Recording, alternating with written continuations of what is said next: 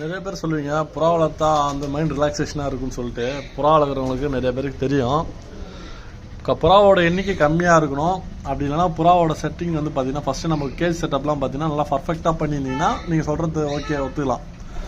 இல்லை சிம்பிளாக தான் பண்ணியிருக்கோம் அப்படியே சும்மா வளர்க்கலாம் அப்படின்னு வளர்க்குறவங்களுக்கு பார்த்தீங்கன்னா புறாவால் அவங்களுக்கு நிம்மதி இருக்காது, கொஞ்சம் கஷ்டம் அதிகமாக இருக்கும். ஏன்னா வாங்கிட்டு அந்த புறாவை ஃபஸ்ட்டே ஓடி போய்டும் ஒரு சில புறாலாம்.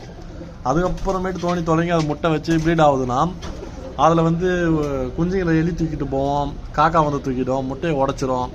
அதுக்கப்புறம் பார்த்தீங்கன்னா நம்ம வாங்கிட்டு வந்தது பார்த்தீங்கன்னா கர்ணப்புறா வாங்கிட்டு வந்துருவோம், ஓமர் புறா ஏதாவது ஃபேன்சி புறா வாங்கிட்டு வந்துருப்போம். சாதா புறா கூட போய் ஜோடி சேரும். அதெல்லாம் பார்க்க ஏன்டா அந்த புறா வாங்கி வளர்க்குறோன்ற மாதிரி ஆகிடும். இப்போ பார்த்தீங்கன்னா 2 புறாவில் 1 புறா தான் இருக்குது குஞ்சில். ஒரு புறா குஞ்சு நல்லா வளர்ந்து செத்து போச்சு.